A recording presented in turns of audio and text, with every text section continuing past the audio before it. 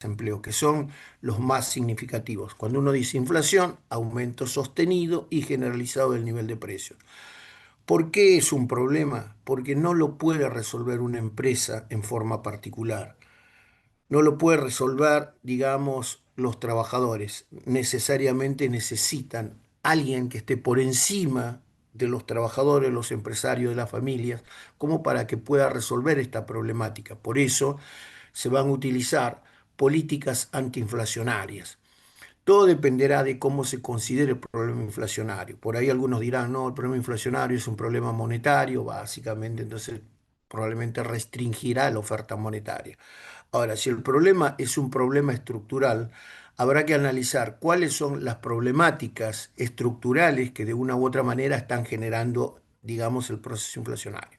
Por decir, uno de los puntos importantes cuando uno dice problemáticas estructurales, uno está haciendo referencia a uno de los problemas que tenemos es el estrangulamiento que hay en el sector externo. ¿Esto qué quiere decir? Que se demandan más divisas de la que ingresan. Entonces, por lo tanto, la demanda permanentemente está presionando, digamos, al mercado cambiario, de tal forma que el tipo de cambio tiende a subir y como el tipo de cambio es un precio relativo muy importante en la economía, se desparrama por todos los precios de la economía generando procesos inflacionarios, ¿no? Algunos probablemente van a decir, no, digamos, hay problemáticas típicas que tiene el sector agropecuario. ¿Por qué decimos problemáticas típicas del sector agropecuario? Porque el sector agropecuario no tiene una infraestructura adecuada como para llevar todos los productos rápidamente al mercado. Entonces, ¿qué suele pasar? Algo muy sencillo. Llueve 2 días, 3 días y no se puede sacar el producto. Empieza a escasear el tomate, la lechuga y todos los productos de primera necesidad, provocando variaciones de precios. Y como es muy común, la variación de precios se va trasladando a otros productos y a la larga, este pequeño desequilibrio que hace que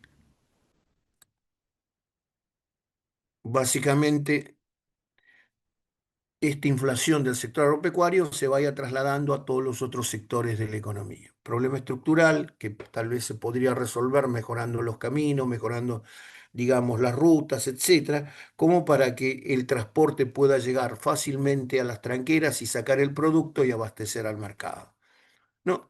Bueno, problemáticas de tipo inflacionario. Por otro lado, uno de los grandes problemas que tiene nuestra economía es el desempleo. Entonces el desempleo puede tener infinidad de causas, pero la causa más significativa son la aplicación de malas políticas económicas, producto, digamos, de tener políticas de ingreso redistributivas y que básicamente no se condicen con los volúmenes de producción. Entonces, por lo tanto, la excesiva emisión de dinero termina de una u otra manera dando capacidad de compra a la gente, la producción no responde y generan desequilibrios estructurales. Entonces, por lo tanto, uno dice, bueno, ¿y por qué se produce ese empleo? Muy sencillo. Las empresas no pueden abastecer, se ingresa producto importado, entonces, por lo tanto, automáticamente las empresas nacionales dejan de vender y la gente se vuelca a consumir productos importados, generando un desequilibrio muy significativo en todo el mercado laboral. Por otro lado, el cambio tecnológico.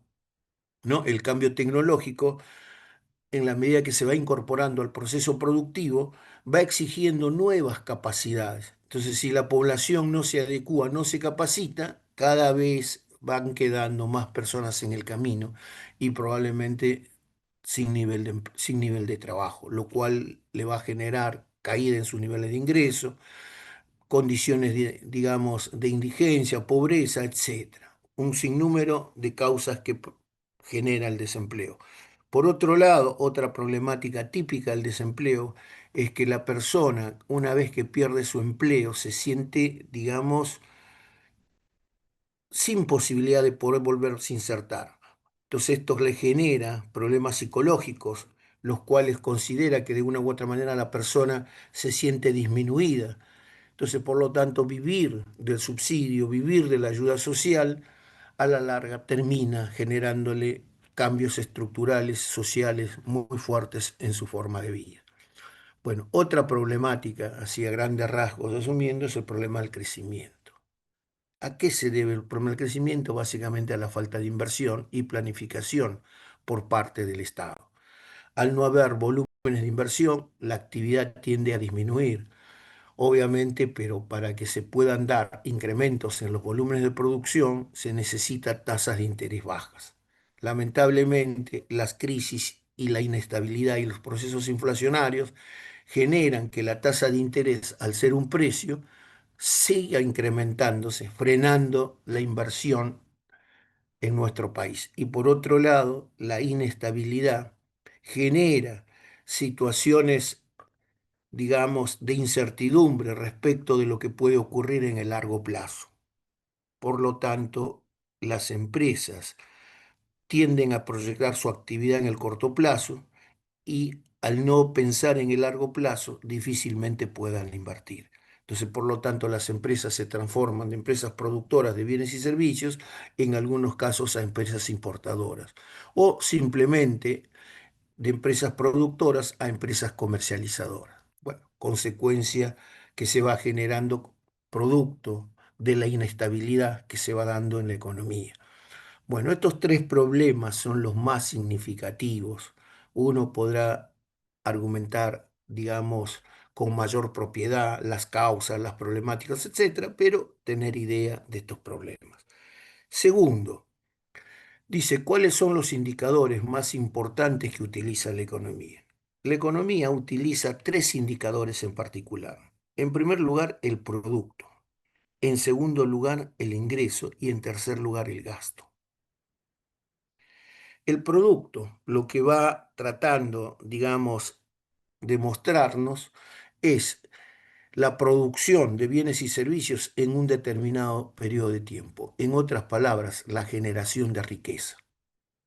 Entonces uno se pregunta, bueno, bárbaro. Entonces nosotros podemos observar que el país a lo largo del tiempo, en vez de producir más bienes y servicios, ha ido manteniendo, digamos, el volumen de producción. Pero bueno, lamentablemente el crecimiento de la población es muy significativo, lo cual hace que se desdibuje, digamos, la producción de bienes y servicios. Entonces, por lo tanto, las condiciones de vida de las personas tienden a deteriorarse. Bueno, es muy importante el producto. ¿Por qué? Porque el producto nos va a dar o nos va a servir como para poder ver si las condiciones de la economía mejoran o las condiciones de vida empeoran, ¿no? Por otro lado, vamos a tener el nivel de ingreso. ¿Qué es el nivel de ingreso? Es la retribución, es la riqueza generada a través del producto, cómo va a volver a los diferentes sectores de la economía.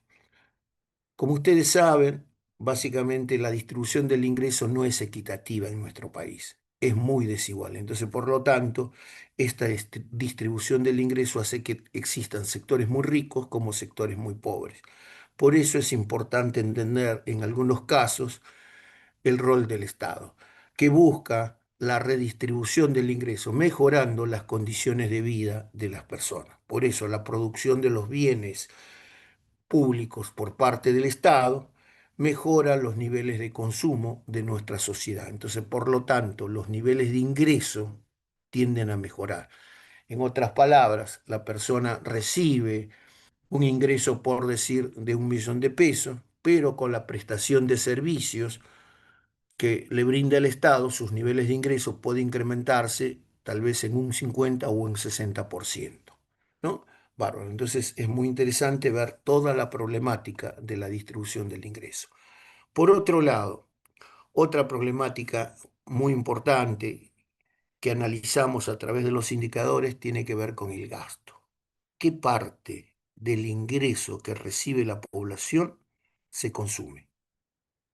Entonces, esto va a depender básicamente de las estructuras que tiene cada país. En nuestro país, rápidamente podríamos analizarle, tenemos sectores de ingresos medios, sectores de ingresos bajos y sectores de ingresos altos.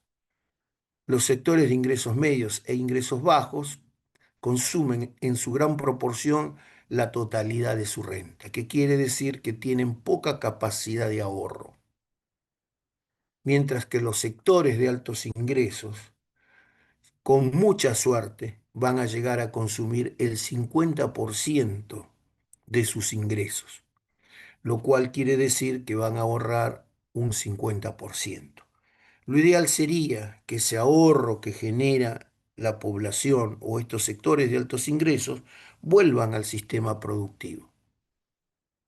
Eso no va a ocurrir. ¿Por qué? Porque en muchos de los casos muchas personas van a atesorar, que quiere decir que su ahorro no se va a constituir en pesos, sino que su ahorro se va a constituir en dólares. Entonces, por lo tanto, al constituirse en dólares, esa masa de dinero, ese ingreso que había recibido, ahora sale fuera del sistema productivo. En la medida que quede atesorado en el país, básicamente le quitará capacidad de compra al sistema. Pero lo terrible es que, lamentablemente, en la medida que eso se va acumulando, ese ahorro o ese atesoramiento, ese dinero tiende a salir al resto del mundo. Entonces, por lo tanto, nosotros vemos o escuchamos permanentemente que hay mucho capital fugado, producto de la producción, digamos, en el resto del mundo. Por eso sería bueno en algún momento repatriar esos capitales que se han fugado al resto del mundo. Bárbaro. Bueno, la pregunta 2 más o menos ya la tienen orientada como para que ustedes puedan trabajar y profundizar. Bueno, pregunta número 4 dice, ¿qué provoca la inflación?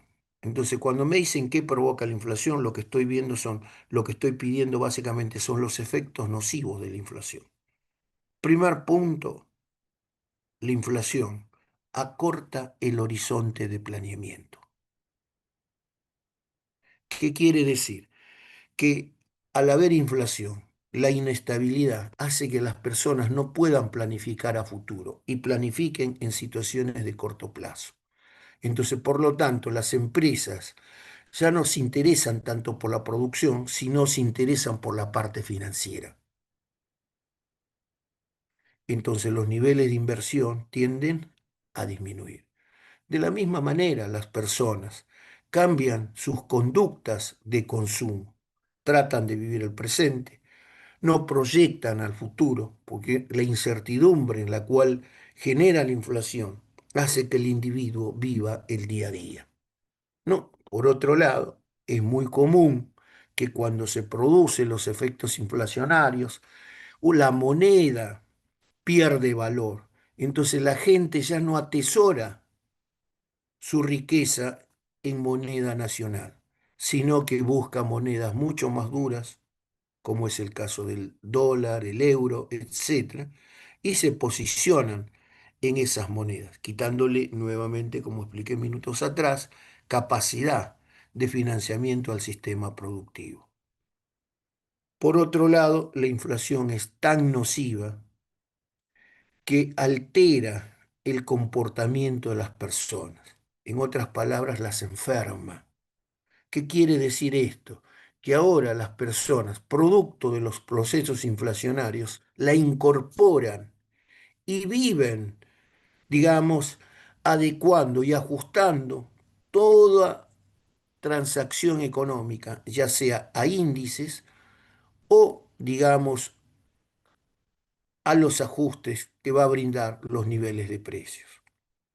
Entonces probablemente uno va a decir, sí, pero ¿cómo es esto? Cuando hay inflación, uno se adapta, se enferma y básicamente entiende que el proceso inflacionario provoca permanentemente los precios. Entonces le incorporamos en todas las decisiones. Entonces hacemos un contrato y ahora los contratos van a tener cláusulas de ajustes en función de algún índice, ¿no? Entonces probablemente algunos generarán expectativas que sean expectativas adaptativas o expectativas racionales.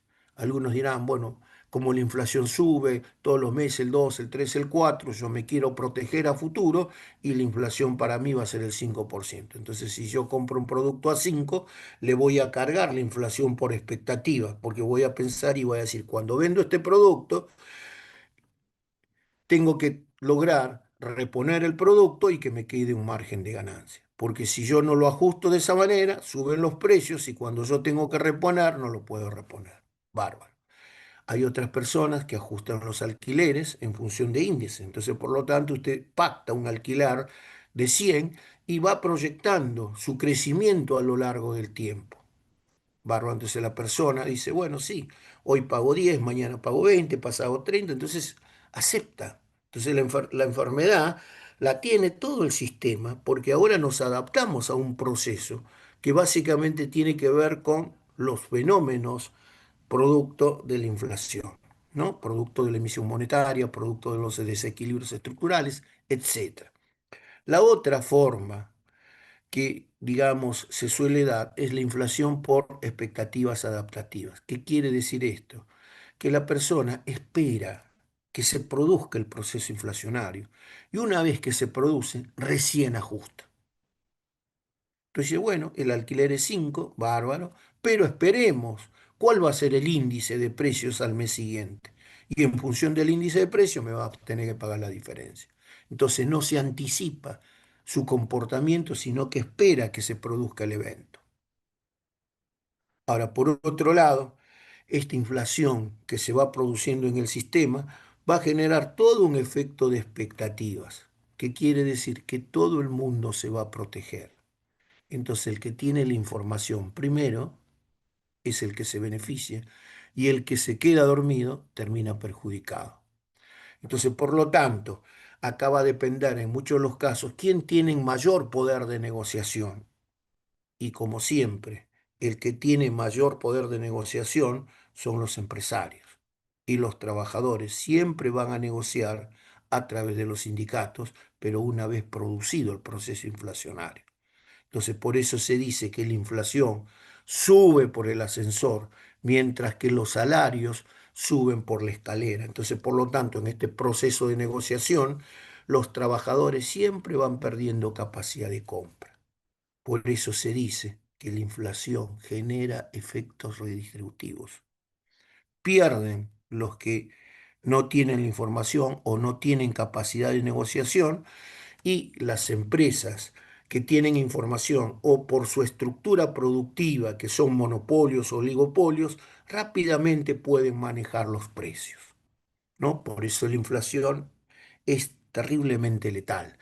Entonces uno se preguntará y dirá, bueno, en nuestro país la inflación es un fenómeno nuevo. No, la inflación viene desde la década del 60 en adelante, producto, digamos, de la suba de los precios del petróleo y se instaló básicamente en nuestro país. Aproximadamente tenemos algo así como 50 años viviendo con procesos inflacionarios.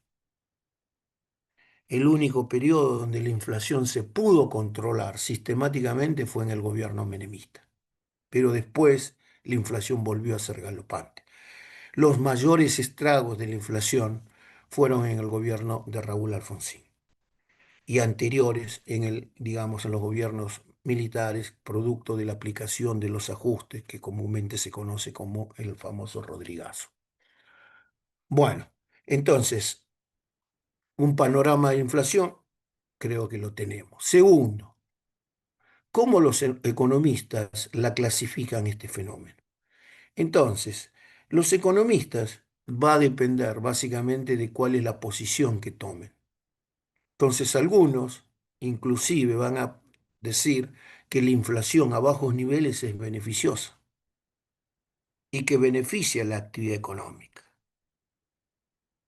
Algunos probablemente estarán en contra y dirán, no, la inflación destruye el sistema productivo. Por eso, algunos economistas clasificarán este fenómeno desde el punto de vista de quién lo provoca. Algunos dirán, bueno, sí, el fenómeno es estrictamente monetario. Si nosotros paramos la política monetaria, la dejamos de lado, probablemente no se van a producir fenómenos monetarios. Otros dirán, no, el problema no es un problema monetario, el problema es un problema estructural. Y es la estructura productiva la que va a generar los fenómenos inflacionarios. Esta pelea siempre se va a dar. Probablemente la esencia para estos señores está en los desequilibrios que tiene la estructura productiva de nuestro país. Bárbaro. Entonces, con esto tenemos una idea o un pantallazo bastante grande del fenómeno inflacionario. Pregunta número 5. Dice, en la crisis del 2001, ¿cuál era la tasa de desempleo? La tasa de desempleo básicamente había llegado casi a un 25%. O sea, ¿qué quiere decir? Que una cuarta parte de la población económicamente activa no tenía fuentes de trabajo. Entonces uno se pregunta, ¿pero por qué pasó esto? Bueno, las políticas liberales dejaron entrar muchos productos importados, se abrió la economía y esta importación competía con la producción nacional. La producción nacional, como ya ustedes lo saben, es ineficiente, sus volúmenes de producción son pequeños, no tienen tecnología de punta, entonces por lo tanto difícilmente podían competir con los productos importados. Entonces la importación, al ser novedosa, generó un gran ingreso de productos, tirando básicamente los precios al piso. Obviamente, por otro lado, esto fue acompañado por un proceso de desregulación, venta de los activos por parte del Estado. Entonces, a la medida que el Estado se sostenía los productos importados, las pequeñas y medianas empresas iban cerrando. El sector textil, el sector azucarero, etcétera, recibían los embates, digamos, de los productos importados y a la larga básicamente no podían competir. Entonces generaron un gran desempleo en nuestra economía. Entonces, ¿qué hizo el gobierno? Muy sencillo, ante una crisis eminente, donde no se podía generar una reactivación del sector industrial de la noche a la mañana, otorgó subsidios. Entonces, los subsidios son, digamos, una herramienta paliativa, pero no soluciona el problema central. No resuelve el problema del desempleo. ¿Por qué? Porque cuando hablamos del desempleo, el desempleo puede tener, digamos, características muy diferentes. Entonces, en algunos casos, las políticas pueden anticiparse a la problemática del desempleo. En ese caso, serían políticas activas que combaten el desempleo antes que se presente. Y después tenemos las políticas pasivas, las que van a tratar de paliar el desempleo cuando el desempleo se presenta. Y una de esas es el subsidio, tratando de contener, digamos, de evitar la caída del consumo para que la crisis no ahonde más. En una situación de corto plazo, la política es eficaz. Pero lo que ocurrió fue que después del 2001 hasta el día de la fecha, el gobierno no ha creado nuevos puestos de trabajo, no ha fomentado el nivel de empleo, no ha recuperado a aquellas personas que han sido perjudicadas producto de la crisis. Entonces se ha seguido dando subsidio independientemente del gobierno de turno y las personas hoy en día se han acostumbrado a vivir sin trabajar. Entonces la problemática, que era una problemática económica, terminó siendo hoy una problemática social. Y las problemáticas sociales no se pueden resolver con medidas económicas. Las problemáticas sociales requieren políticas sociales, pero políticas sociales conjuntas. ¿Está? Entonces, esta problemática no se puede resolver de un día a otro. Va a requerir muchos años tratando de analizar cuál es la situación de las personas que han sido desempleadas, cuál es la posición de las empresas y cuál es la posición del gobierno. ¿Cómo hacemos para reinsertar a las personas que han sido perjudicadas por este desempleo, por esta crisis, perdón? Entonces nos ponemos a pensar que probablemente cuando se produjo la situación de la crisis, las personas probablemente tenían 20 años, 30 años o 40 años. Han pasado 20 años y ahora nos preguntamos, ¿cómo hacemos para insertar a estas personas? Los que tenían 50 años, hoy tienen 70, ya no los podemos insertar. generan un problema porque ahora hay que jubilarlos, pagarle la jubilación, etcétera.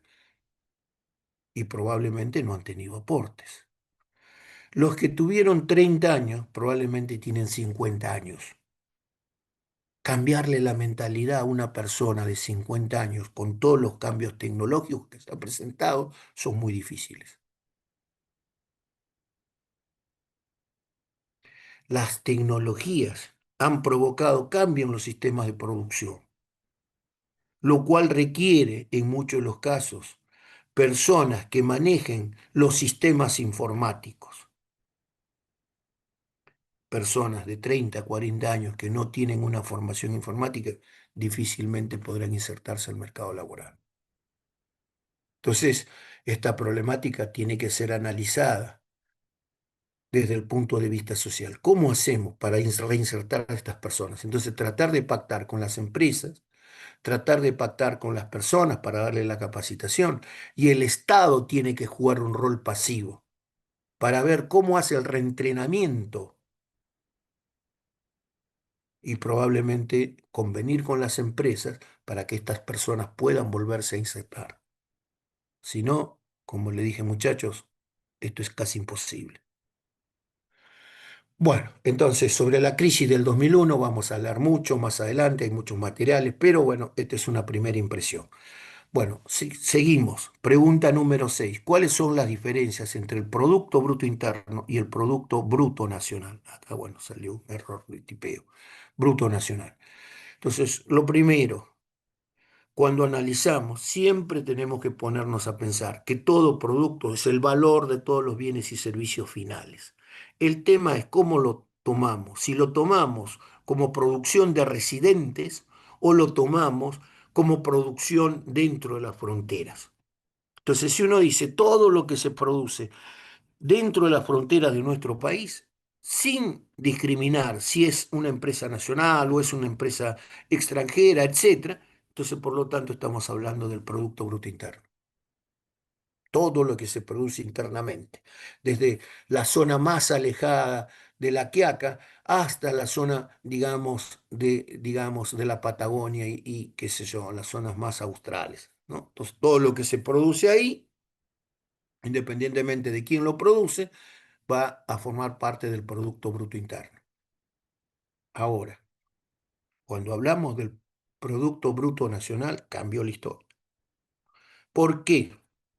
Porque el Producto Bruto Nacional hace referencia a quién es dueño, digamos, del capital. Entonces, ¿cómo podemos saber que una empresa, digamos, es nacional o extranjera?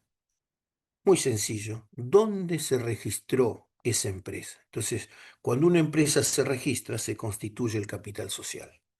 Entonces, por lo tanto, uno dice, la empresa Coca-Cola, bárbaro, no hay ningún problema.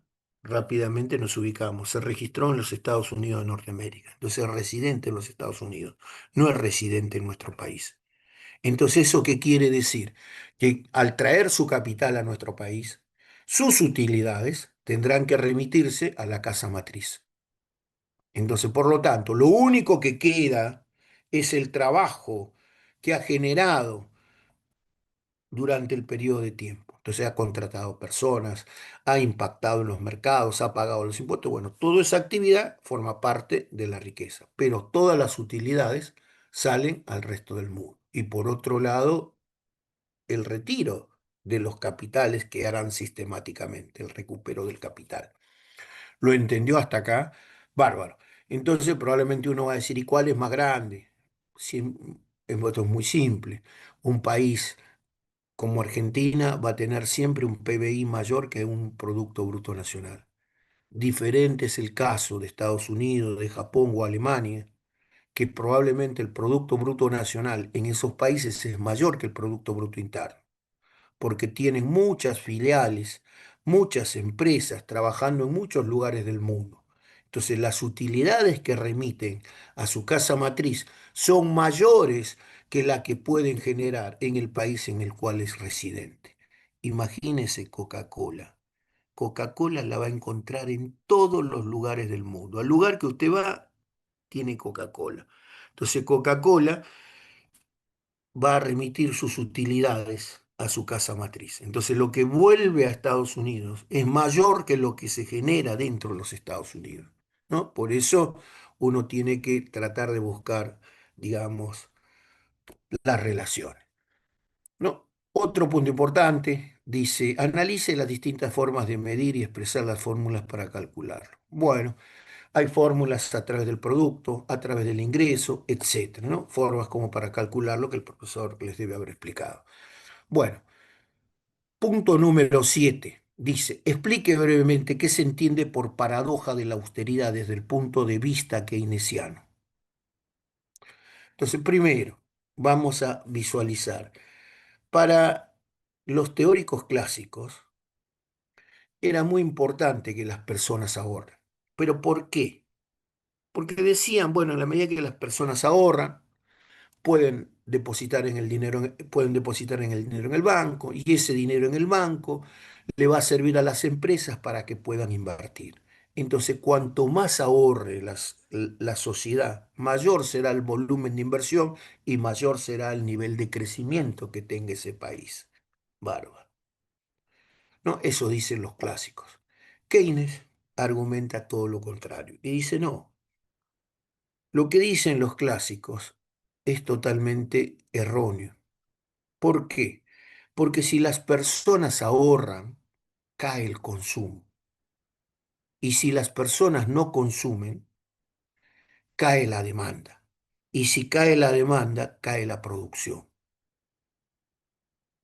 Entonces, por lo tanto, el ahorro no es tan significativo en el análisis clásico. Por eso le dice, lo que los clásicos sugieren básicamente será válido en los supuestos de la teoría clásica, pero no en los supuestos de la teoría de la demanda agregada. Por eso dice, paradoja de la austeridad. No es bueno ahorrar, sino el modelo keynesiano, como ustedes ya lo han analizado, tiene como variable sustantiva el nivel de consumo. Cuanto más consume la población, mayormente se reactiva la demanda agregada y la demanda agregada va a presionar a que aumente el volumen de producción.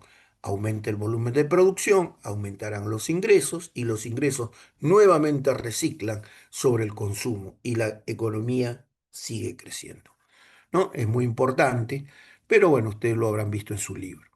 Bárbaro. Pregunta 8. Dice, para el cálculo del crecimiento económico, ¿se usa el PBI nominal o el PBI real? O ambos justifique la respuesta. Bueno, muy sencillo. Ustedes que estudian contabilidad y administración la tienen bien clara. Una cosa es hacer un análisis a precios corrientes y otra es hacer un análisis a precios constantes. Cuando hablamos de PBI nominal, estamos hablando de precios, digamos, al día, precios vigentes, precios corrientes. Entonces, por lo tanto, de año a año el producto puede modificarse. Pero lo que tenemos que tener en claro que cuando hablamos del producto es precio por cantidad. Entonces, si el precio subió y la cantidad sigue siendo la misma, el producto va a ser mayor. Entonces, ese proceso no nos sirve para saber si la economía creció o no. Entonces, ¿qué es lo que se hace? Muy sencillo. Se fija un año base y a partir del año base se empieza a medir. Entonces, esto nos permite, digamos, hablar de que los precios están siendo dejando de lado. Entonces, por lo tanto, lo que nosotros estamos diciendo, neutralizamos la variación de precios y solamente vamos a medir las cantidades. Entonces, por lo tanto, de esta manera, nosotros podríamos visualizar rápidamente que el producto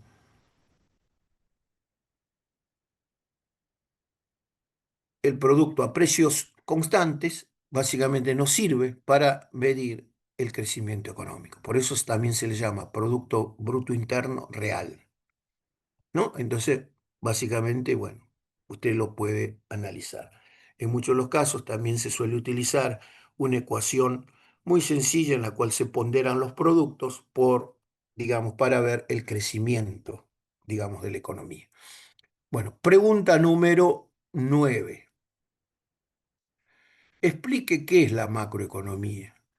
Entonces, rápidamente uno dice, bueno, ¿qué es la macroeconomía? La respuesta no se hace esperar. La macroeconomía no es otra cosa que el estudio de la economía, pero con una particularidad. Trata de estudiarla en forma conjunta, a través de grandes agregados económicos, ¿no?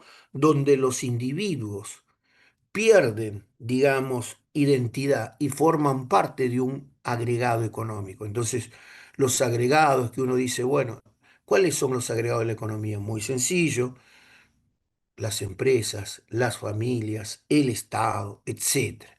Entonces, otro agregado es el consumo, entonces trabajamos con todo el consumo de la población, la inversión con toda la inversión. Entonces, es un estudio agregado de la economía. Entonces, obviamente, para poder agregar algo, tenemos que basarnos y sustentarnos en la teoría microeconómica. Por eso a veces, irónicamente, uno escucha estos comentarios, dice, microeconómicamente andamos mal, pero macroeconómica andamos bien. No, no, flaco, esto no es así. La macroeconomía se sustenta en la micro. Si macroeconómicamente andamos bien, microeconómicamente también tendremos que andar bien, ¿no? No es que son cosas separadas, sino son visiones diferentes, ¿no? Por eso, la macroeconomía es el estudio de la economía en su conjunto, es la visión global de todo el proceso. Entonces analizamos a los actores en grandes conglomerados. Bueno, otro punto importante en la 9 dice, explique qué es el ciclo económico. Bueno, el ciclo económico no es otra cosa que la evolución del Producto Bruto Interno o del nivel de actividad a lo largo del tiempo. ¿Está? Entonces nosotros observamos cómo se ha comportado ese producto a lo largo del tiempo. Entonces podemos observar situaciones de crecimiento, situaciones de prosperidad, situaciones, digamos, recesivas, situaciones de crisis, etcétera, que son las fases que van a componer este ciclo. En otras palabras, vemos ciertas montañas con valles que van acompañando a lo largo de los años. Entonces, el ciclo económico lo que está mostrando es el nivel de actividad a lo largo del tiempo. Por otro lado, entendemos también que el ciclo tiene fases.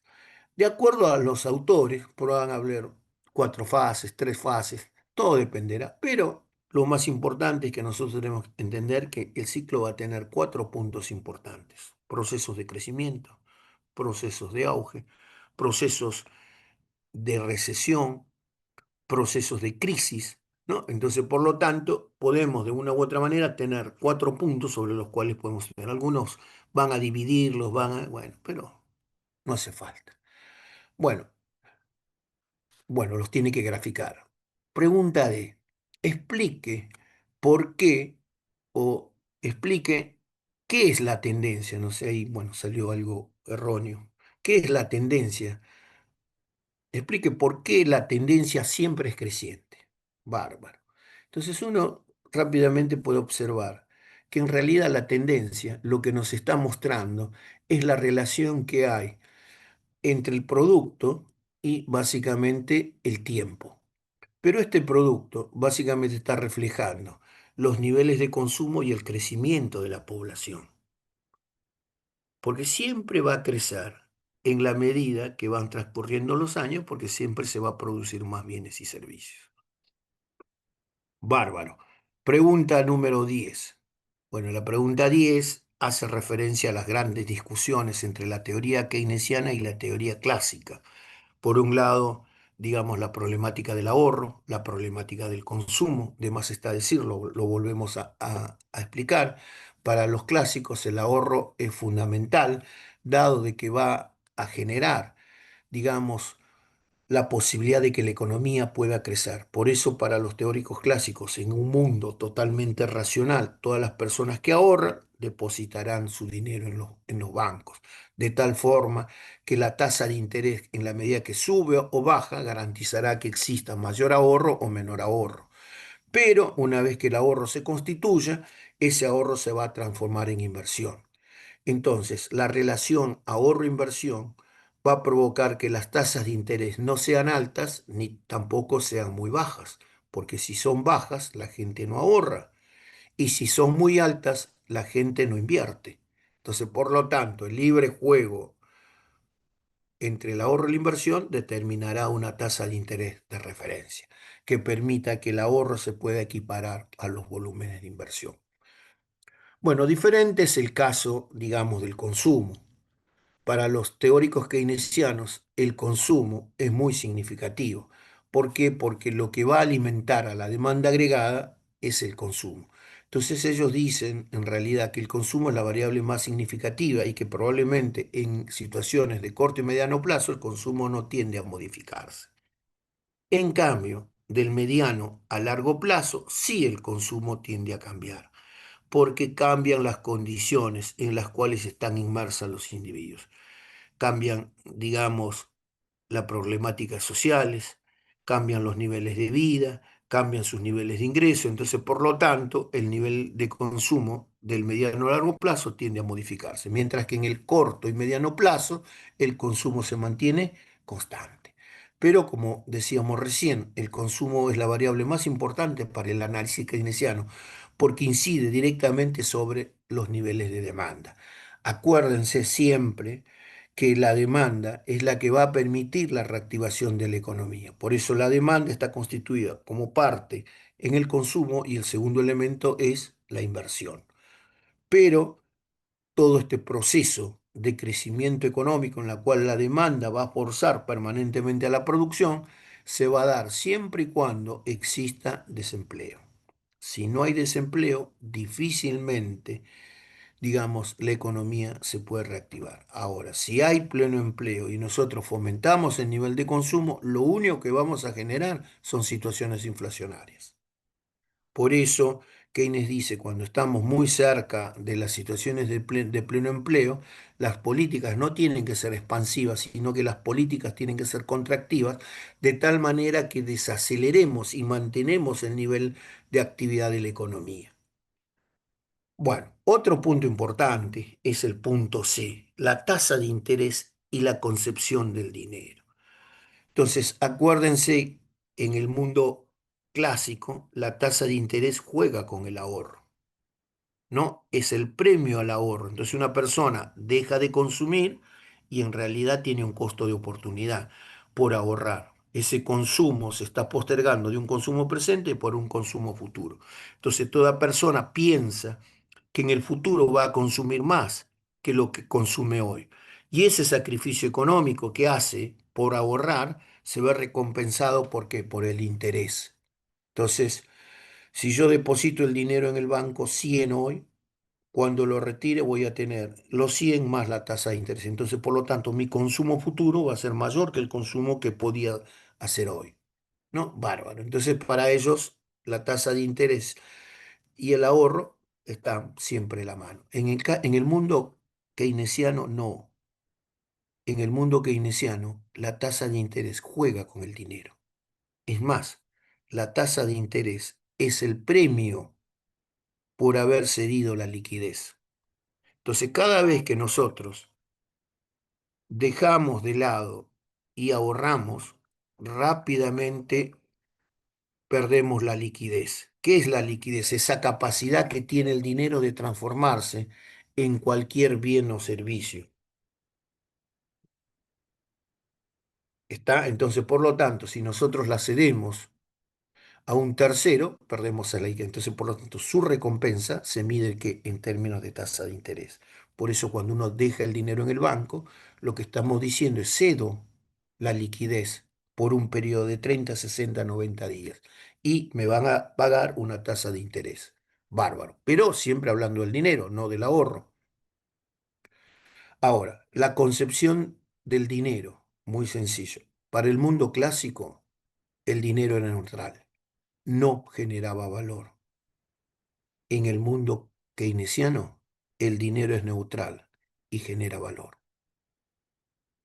Entonces, hemos visto las diferentes concepciones que se van a dar. Por un lado, los teóricos clásicos siempre están hablando de la teoría cuantitativa del dinero, mientras que los keynesianos consideran que la teoría cuantitativa del dinero es incompleta y por ahí dicen que termina siendo inconsistente. ¿Inconsistente por qué? Porque mezcla valores macroeconómicos con valores microeconómicos.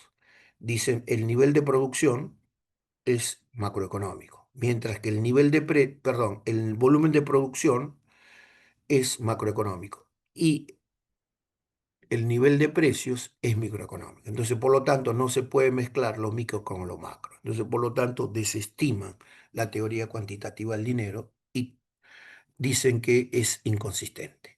Bárbaro. Bueno, otro punto importante. ¿Qué se entiende en el mundo clásico por la ley de Say? La ley de Say en el mundo clásico es comúnmente conocida como la ley de los mercados. ¿Qué quiere decir esto? Que para que el individuo pueda poder consumir necesariamente tiene que producir. Por eso dice que es la oferta la que va a generar la demanda. Primero se produce. Segundo, se comercializa, se recibe el ingreso y una vez que tiene el ingreso, usted vuelve a consumir. Ese es el principio de la ley de Say, que probablemente también tiene una formulación matemática. Bárbaro. Punto número, punto siguiente. Dice ajustes de mercado. Para el mundo clásico, el ajuste de mercado siempre se va a dar por precios, siempre por precios. ¿Está? ¿Qué quiere decir esto? Que va a ser la oferta y la demanda que regula cualquier situación de equilibrio. Entonces, en la medida que los precios suben o los precios bajan, todos los mercados van a encontrar su equilibrio. Mercado laboral, mercado de capitales, mercado de bienes, mercado de insumos, etcétera, cualquier mercado va a encontrar su equilibrio en la medida que los precios tiendan a subir o tiendan a bajar. Por eso, para el mundo clásico, el ajuste por precios es el ajuste ideal para, digamos, para los clásicos. Acuérdese bien que cuando los clásicos hablan de precios, lo que están diciendo es que el precio es una variable endógena que sale del mercado por el libre juego de las personas que ofrecen y de las personas que demandan. Entonces, por lo tanto, el mejor ajuste es a través de los precios porque responde al interés de las personas. Mientras que en el mundo keynesiano ocurre todo lo contrario. El mundo keynesiano dice, no, la economía no es como dicen los clásicos que funciona en pleno empleo y por eso trabajan con los precios.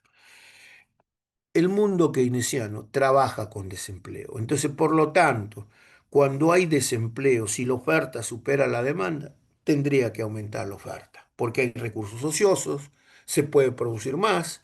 Entonces, al producir más, los precios tendrían que mantenerse constantes. Entonces, por lo tanto, los ajustes de la economía siempre se van a dar por aumento de la producción o disminución de la producción,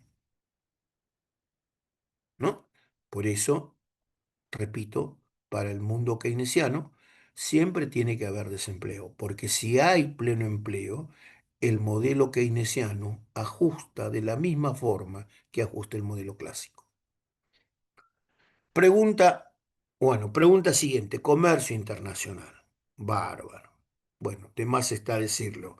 Los teóricos clásicos demuestran que en el comercio internacional no se tiene que actuar, se tiene que dejar libre para que las personas directamente actúen. Es más, dicen, el comercio internacional es beneficioso, favorece a todas las actividades que son eficientes y la eficiencia permite una mejor distribución de todos los recursos en la economía. Si uno es eficiente produciendo vino, hay que producir vinos. Y si somos ineficientes produciendo telas, no tenemos que producir telas. Porque lo que logramos con la producción de vino nos va a permitir comprar las telas que nosotros necesitamos. Bárbaro. Entonces, ellos dicen que en realidad en el comercio internacional tiene que dejarse libre como el principio básico de la teoría clásica, laissez-faire, dejar hacer, dejar pasar. Entonces, por lo tanto, cualquier desequilibrio que se produzca en el sector externo, ya sea un déficit o un superávit, lo único que va a generar es ingreso de oro o divisas o salida de oro o salida de divisas. Entonces, por lo tanto, cada vez que entra dinero o sale dinero, va a impactar directamente en el mercado monetario. provocando que los precios tiendan a subir o tiendan a bajar. Y en la medida que los precios suben o bajan, uno va a ser más competitivo o menos competitivo. Si somos más competitivos, vamos a exportar más. Si somos menos competitivos, vamos a importar más. Entonces, todos los desequilibrios se van a ajustar a través de variación de precios. De la misma manera, dicen que el tipo de cambio tiene que ser libre, que se tiene que fluctuar, dejar fluctuar el tipo de cambio. ¿Qué es el tipo de cambio? El precio de la divisa. Entonces, por lo tanto, todos los que participan, que son los importadores, los exportadores, el público, el Estado, tienen que dejarlo fluctuar. Por eso hablan de tipo de cambio libre. Nadie tiene que intervenir. Entonces, de esa manera se separa el sector externo de la economía doméstica. Entonces, por lo tanto, en la medida que el tipo de cambio sube, la moneda nacional se deprecia. Y si el tipo de cambio baja, la moneda nacional se aprecia. Entonces, pero esto es automático, no va a tardar. Entonces, por lo tanto, rápidamente la economía doméstica va a encontrar su equilibrio y el sector externo también. Y no va a repercutir sobre, digamos, los desequilibrios del mercado cambiario sobre la economía nacional. En cambio, en el mundo clásico, perdón, el mundo keynesiano cambia radicalmente. ¿Por qué? Porque Keynes analiza y dice, bueno, no todos los sectores tienen el mismo desarrollo. Entonces van a haber sectores que tienen mucha posibilidad de exportar y algunos sectores que no pueden exportar por las características típicas que tienen. Entonces, por lo tanto, el gobierno tendrá que garantizar que aquellas empresas que no puedan exportar, básicamente no sean devoradas por, digamos, el ingreso de los productos importados. Entonces, por lo tanto, tenemos que protegerlos. ¿Cómo los protegemos? Fijando aranceles para que los productos importados puedan equipararse al precio de los productos nacionales. Entonces, por decir, si viene una lapicera importada que vale 4 y tenemos una lapicera nacional que vale 5, el gobierno nacional tendrá que poner un arancel para que el precio sea 5 y ambos productos puedan competir. Dependerá de las personas que elijan, perdón, cuál de los productos van a comprar. Está, entonces, el Estado juega un rol protagónico, protegiendo, digamos, a los productores que no son competitivos en el mercado internacional. Por otro lado, dice, también tenemos que regular la salida de los productos nacionales al resto del mundo. ¿Por qué? Porque de una u otra manera son sectores que se van a beneficiar, producto, digamos, de los subsidios que el gobierno puede otorgar a través de las inversiones, a través del subsidio a las cargas sociales, etcétera. Entonces, por lo tanto, el gobierno tendría que aplicar retenciones, de tal manera de que pueda de una u otra manera recuperar el costo del subsidio que le ha otorgado a esas empresas que van a comercializar en el resto del mundo. ¿Está? Por eso es un gran debate, etcétera. En el tipo de cambio más interesante que supuestamente va a sugerir que sea el tipo de cambio fijo. ¿Qué quiere decir el tipo de cambio fijo? Que el Estado fije el tipo de cambio. Cuando el Estado fija el tipo de cambio, rápidamente neutraliza los desequilibrios. ¿Por qué? Porque cualquier situación que se produzca donde la oferta sea superior a la demanda o la demanda superior a la oferta, el Estado va a salir a comprar o va a salir a vender. De tal manera que va a determinar cuál es el valor del tipo de cambio. Entonces, si no tiene las suficientes reservas como para poder mantener el tipo de cambio, el Estado tendrá que devaluar. Una devaluación implica corregir el valor del tipo de cambio, pero las devaluaciones afectan a la economía doméstica porque encarecen los productos importados Y por otro lado, la devaluación provoca suba de precios y esa suba de precios se va a trasladar por toda la economía, ¿no? Bueno, entonces las posiciones son totalmente diferentes. En el caso clásico, gobierno deja libre; en el caso keynesiano, el gobierno termina regulando. Entonces, fíjese qué interesante que son las posiciones. Pregunta número 10. Explique qué es el multiplicador keynesiano simple, ¿no? Entonces uno dice, bueno, el multiplicador keynesiano simple no es otra cosa que cómo crece, digamos, el consumo cada vez que aumenta la renta. Entonces, lo que nosotros estamos diciendo es algo muy simple.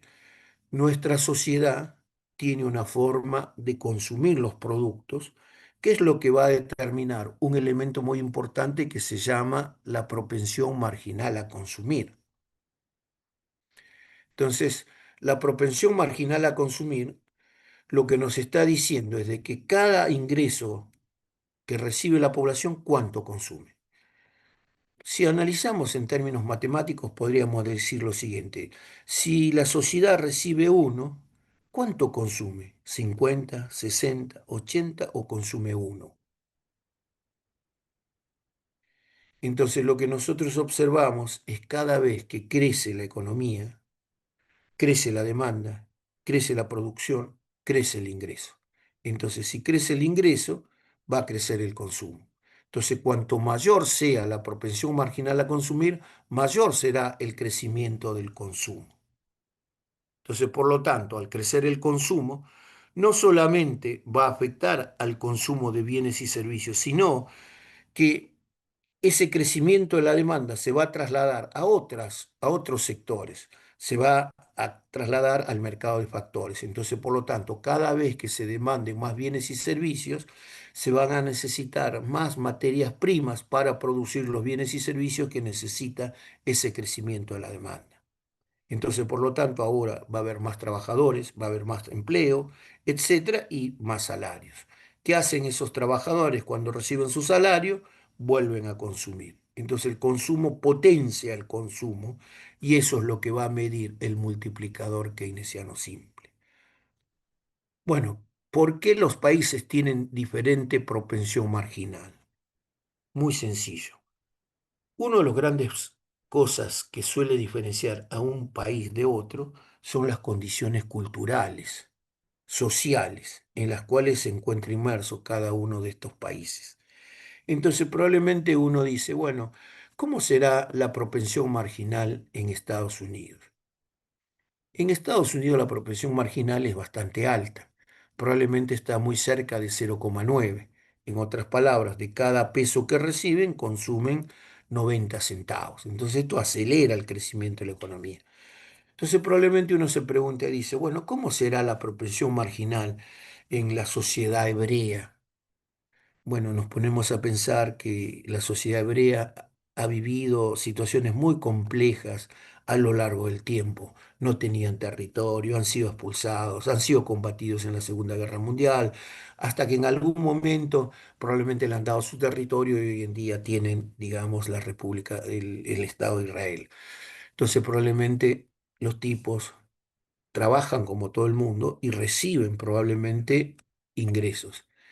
Y ellos probablemente no van a consumir el 90% como consume el ciudadano norteamericano, sino que van a consumir, por decir, el 50%, y el otro 50% lo van a ahorrar porque van a pensar y van a decir de la siguiente manera: no, nosotros hemos vivido situaciones difíciles, entendemos lo que es la guerra, entendemos lo que, digamos, es el hambre, etcétera. Entonces, por lo tanto, no vamos a consumir todo, vamos a consumir una parte y la otra parte lo vamos a guardar. Entonces, tienen propensiones marginales más bajas.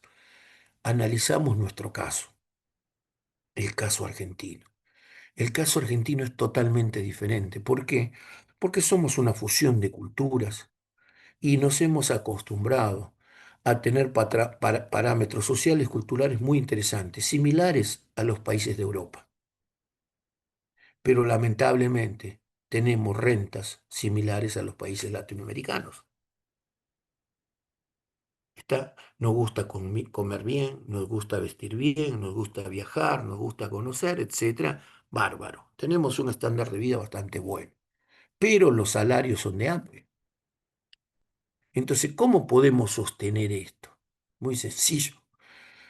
El Estado en algunos casos termina subsidiando y esos subsidios hacen que los niveles de consumo sean superiores a los niveles de renta. Entonces la propensión marginal a consumir es alta. Ahora, en promedio, si uno toma el promedio de la propensión marginal a consumir en nuestro país, dado de que hay sectores de altos ingresos, ingresos medios, ingresos bajos, porque hay una distribución muy desigual, la propensión marginal en nuestro país llegará a un 60%, 60-40. ¿Está? Pero porque hay una desigualdad en cuanto a distribución del ingreso. En cambio, en Estados Unidos, la distribución del ingreso es más equitativa. Lo mismo en Israel, es más equitativa. Bárbaro. Bueno, explique cuáles son los elementos de la política fiscal. Muy sencillo. Los elementos de la política fiscal son, en primer lugar, los impuestos. ¿Qué son los impuestos? Es el ahorro forzoso que termina gravando la renta. Segundo elemento de la política fiscal, el gasto público. Y tercer elemento de la política fiscal, las transferencias. Las transferencias que otorga el gobierno a familias, a empresas, a los gobiernos, etcétera. Bárbaro. Elemento de la política fiscal. Pregunta número 11. Explique brevemente qué es el ingreso nacional. Profe, Bárbaro. profe, El... Hola, sí, ¿alguien habla? sí, sí, Macarena. Sí, Los elementos de la política fiscal, dijiste que eran transferencias, gastos. e impuestos. Ah, gracias. Bueno, explique brevemente qué es el ingreso nacional. Entonces, el ingreso nacional no es otra cosa que la retribución a los factores de la producción. Entonces, si nosotros tenemos los factores tierra, trabajo, capital, empresario, el ingreso está formado por la renta a la tierra, por los sueldos y salarios que le pagamos a los trabajadores, la retribución a la tecnología, los beneficios que perciben los empresarios, etcétera. Entonces, el ingreso no es otra cosa que la retribución al factor que ha participado. Está, es diferente lo que nosotros decimos el producto. Producto e ingreso son como dos caras de una moneda. El producto es la riqueza. El ingreso básicamente es lo que tiene cada una de las personas. Bueno, ¿qué es el valor bruto de la producción? El valor bruto de la producción es lo que nosotros generamos, digamos, cada vez que producimos bienes y servicios. El valor bruto de la producción está compuesto por el valor agregado de los diferentes factores más los insumos, ¿no? Entonces, por eso se llama valor bruto de producción, que es insumo más valor agregado. Si sacamos el insumo, ahora podemos hablar del valor agregado, ¿no? Usted, esos cuentas nacionales. Fíjese, revíselo por las dudas. Explique qué se entiende por la tasa de desempleo. Muy sencillo. Uno tiene primero que hacer mención a lo que es la población económicamente activa. ¿Qué es la población económicamente activa? Todos los individuos comprendidos entre, en nuestro país, de acuerdo a la ley, entre los 18 y los 65, que están en condiciones de ofrecer su fuerza de trabajo. ¿No? En otros países cambiará probablemente, pero son todas aquellas personas que están en condiciones de ofrecer fuerza de trabajo. ¿Por qué marcamos nosotros 18? Porque a partir de los 18 usted recién puede firmar contratos. Antes de los 18 puede trabajar, pero la, la norma legal dice que usted es un aprendiz. Y teóricamente, si usted tiene menos de 18, tendría que ser mantenido por sus padres.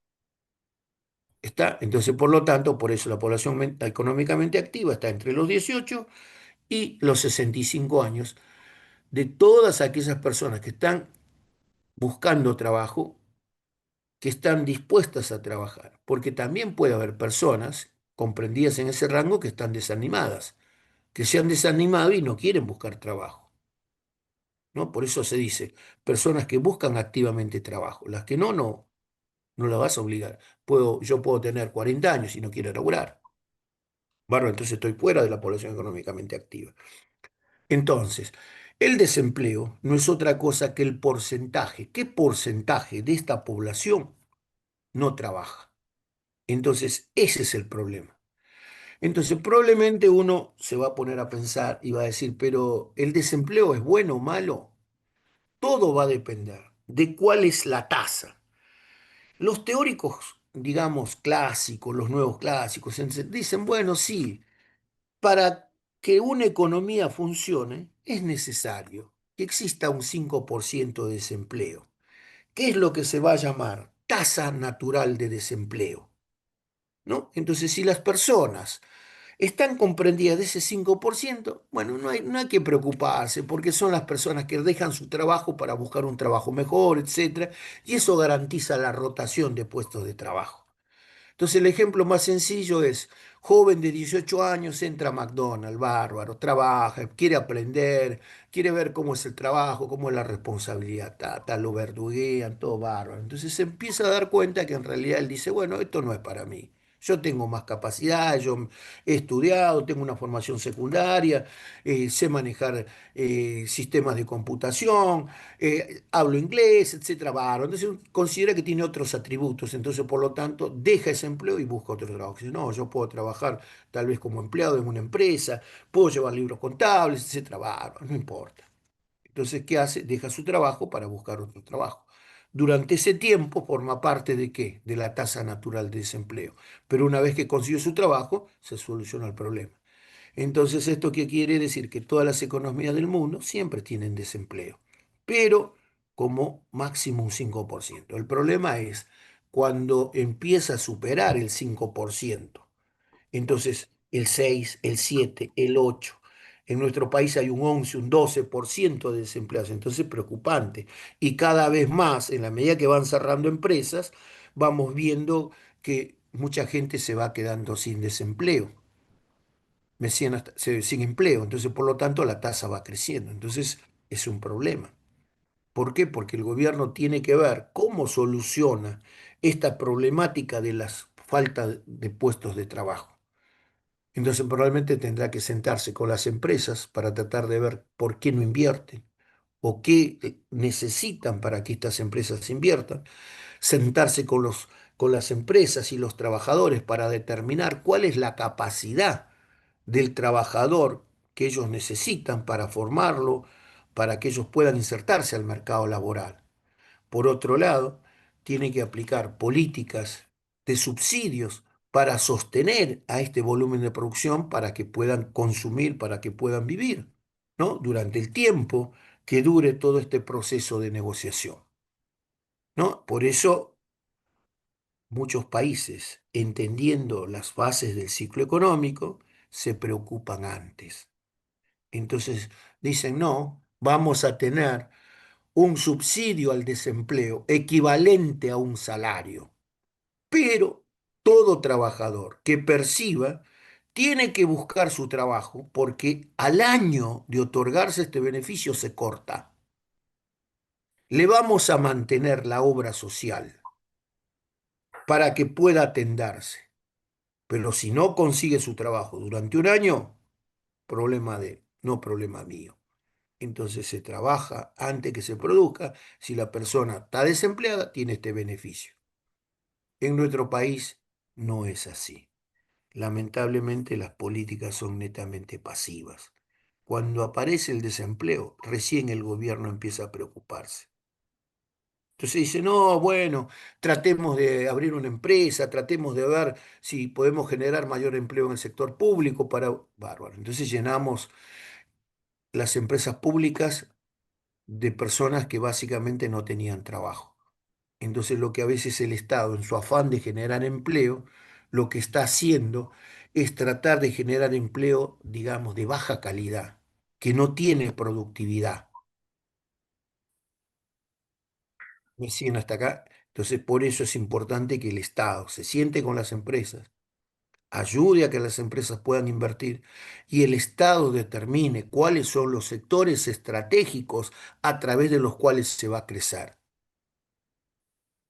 Se tiene que sentar con las universidades, se tiene que sentar con los institutos de mano medio, las escuelas técnicas, etcétera, para preparar. los recursos que necesitan las empresas. Porque si no, básicamente estamos generando profesionales con mucha capacitación que a la larga terminan trasladándose al resto del mundo. Entonces terminamos subsidiando con capital humano al resto del mundo y el resto del mundo no nos da nada. Pero bueno, temas de política. Bueno, ¿qué es el crecimiento económico y sus factores? Bueno, los factores son los factores de producción, los volúmenes de inversión, la inversión de capital humano, etcétera. Bueno, punto número 12. Explique la diferencia entre inversión productiva e inversión financiera. Bárbaro. Esto es muy interesante. La inversión productiva tiene que ver con la producción de bienes y servicios, que requiere tasas de interés bajas y requiere inversiones de corto, mediano y largo plazo. En cambio, la inversión financiera es la inversión en activos, inversión de corto plazo y requiere altas tasas de interés. Bárbaro. Bueno, ¿qué se entiende por tasa de desempleo? Bueno, perdón. eh, Desde el punto de vista de la demanda agregada, ¿cómo está formada la inversión autónoma? Bueno, muy sencillo. Acuérdense que hay un concepto que tienen todas las empresas que se llama amortización. La amortización es el recupero de los bienes de capital. Los bienes de capital forman parte de la inversión. Entonces, por lo tanto, la inversión autónoma está dependiendo de las amortizaciones y de toda aquella inversión que hace la economía sin tomar en cuenta la tasa de interés. ¿Lo entendió? Bárbaro. Bueno, la última pregunta. Analice desde el punto de vista el modelo de tres brechas. Bárbaro. ¿De dónde sale el modelo de tres brechas? De igualar el producto al ingreso. Dice, el sector privado de la economía. Explicarles cómo está compuesto el sector. Microempresas, pequeñas empresas y grandes empresas. Empresas nacionales, empresas extranjeras. ¿No? Por otro lado, entendemos bien que el sector privado trabaja en simbiosis con el mercado laboral. Son los que generan los puestos de trabajo. Pero por otro lado, en la medida que los trabajadores reciben renta, pueden consumir los bienes y servicios que producen las empresas. Por eso se dice que las empresas juegan un rol social muy importante en nuestra sociedad. Bárbaro. El sector externo, rápidamente observamos dos sectores, un sector exportador y un sector importador, totalmente opuestos. Uno es un gran generador de divisas y el otro es consumidor de divisas. El otro es expulsador de personas, el otro es generador de puestos de trabajo. ¿No? Bueno, todas las características. El último punto, ¿cuál es el rol del sistema financiero? Muy interesante. El sistema financiero compensa los desequilibrios que se producen en los diferentes sectores de la economía, garantizando el equilibrio macroeconómico. Los sectores pueden estar en desequilibrios, pero la economía en su conjunto tiene que estar en equilibrio. ¿Qué quiere decir? Que los déficits, el superávit que tienen los sectores se van a compensar a través de la participación del sistema financiero. Bueno, muchachos, hasta acá llegué. He hablado, no sé, tantas cosas, pero los he orientado como para que ustedes puedan responder su parcial. Entonces, las preguntas orientativas tienen una finalidad, de que usted se pruebe, sepa y probablemente, como dije, es una ayuda, porque alguna de estas seguro que les voy a tomar. Y por no decir Profe, la mayoría. Sí, ahora disculpe, lo subo, ahora lo mm, subo. Usted en esto no tiene. Tenía preguntas, digamos, del cuatrimestre anterior que a veces quedan cuando hacemos la página, pero ahora le vamos a subir y usted la va a poder ver tranquilamente. ¿Está? Bueno, lo único que Profe, le pido, no, sí, profe, perdón, la filmina que de las tres brechas al final no la subió. sí está en el sistema. Bueno, la voy a volver a poner. Está y la voy a Gracias, poner. gracias, Vale. profe. Profe, Bueno, ¿podría responder o porque la pregunta 3 no la salteó de la crisis? Explique brevemente cuáles son los significados de la crisis. Bueno, en primer lugar, cuando uno habla de crisis, se está hablando de situaciones de desequilibrio. Entonces, primero, toda economía puede entrar en situaciones de crisis por factores internos o factores externos, ¿no? ¿Qué quiere decir? Que la crisis puede ser producida por aplicación de malas políticas, puede ser producida por situaciones climáticas, etcétera, o como también por decisiones, digamos, por parte de los gobiernos. Ahora, puede haber factores externos muy significativos, como el caso de los desequilibrios de la economía norteamericana, las guerras mundiales, las pandemias, etcétera, que van afectando a nuestro país. ¿Pero por qué? Porque Argentina es un país productor de alimentos y comercializa sus productos con estos países. Si se produce una guerra como la que se está produciendo en, digamos, con Rusia, etcétera. Rusia era un gran comprador de cereales. ¿Me sigue hasta acá? Entonces, al comprar, al entrar en guerra, ya no nos puede comprar los cereales, entonces nosotros tenemos que ir al mercado internacional. Una sobreproducción, lo cual va a provocar que el precio de nuestros cereales tienda a bajar. De la misma manera, en el caso, digamos, de las crisis que puede vivir Estados Unidos o algún país europeo, o la India, etcétera, que nos compran los productos, va a afectar rápidamente a nuestro país. ¿Por qué? Porque, digamos, van a comprar menos. Pero por un lado es bueno y por un lado es malo. ¿Por qué? Porque alimentos siempre van a seguir consumiendo. Ahora, si nosotros produciríamos metales o produciríamos madera, etcétera, ante una situación de crisis que se produzca en ese país, directamente el impacto es mucho más fuerte. Bárbaro. Bueno, puede seguir avanzando, lo tiene bastante explicado en el trabajo. Bueno, ¿cuáles son las teorías que pretenden explicar la crisis? Bueno, tiene las teorías clásicas y las teorías keynesianas, que es un poco el resumen que estoy haciendo. ¿Cuál es el rol del Estado en la crisis? Desde el punto de vista del Estado, el Estado tiene que actuar como si fuese el estado del bienestar, ayudar a los sectores que han sido desprotegidos como consecuencia de la aplicación de la crisis. Bueno, esto me puede llevar a explicarle mucho más en cuanto a términos de tiempo, pero no me quiero abusar porque ya básicamente son las 10:35. Pero en ese marco y el trabajo que usted ha realizado, probablemente va a poder contestarlo sin ninguna dificultad. Bueno, ¿alguna otra duda, alguna otra pregunta? No, profe, muy claro. Bárbaro. No, Bueno, una gracias. recomendación, la que siempre digo, por favor, no intente machetearse ni intente copiarse. Si no estudió, es más fácil que usted me diga, profesor, no estudié, le tomaremos el recuperatorio y si tiene algún problema, porque bueno, uno siempre tiene problemas, está enfermo, bueno, se separó, lo echaron de laburo, no sé, viene y me dice o me manda a decir y le fijaremos otra fecha para que pueda dar el parcial y después tendrá su recuperatorio. Bárbaro.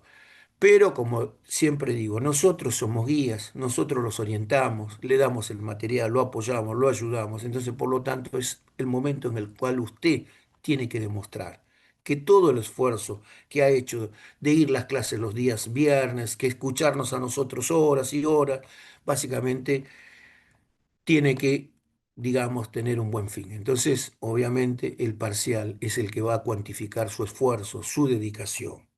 Entonces usted necesita demostrar que ha entendido estas problemáticas.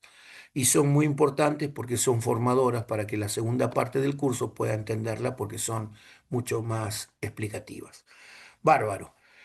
Vamos a dejarle usar su computadora, su notebook, pero digamos en el sentido de que usted necesite, digamos, alguna información adicional, pero no para hacer consultas en inteligencia artificial, ni mucho menos de poner la pregunta y que le traiga la respuesta. ¿Está? Bueno, Dios Profe, mediante, no, sí, una consultita nada más, porque sí, le quería hacer una pregunta con respecto a la ley de SAI.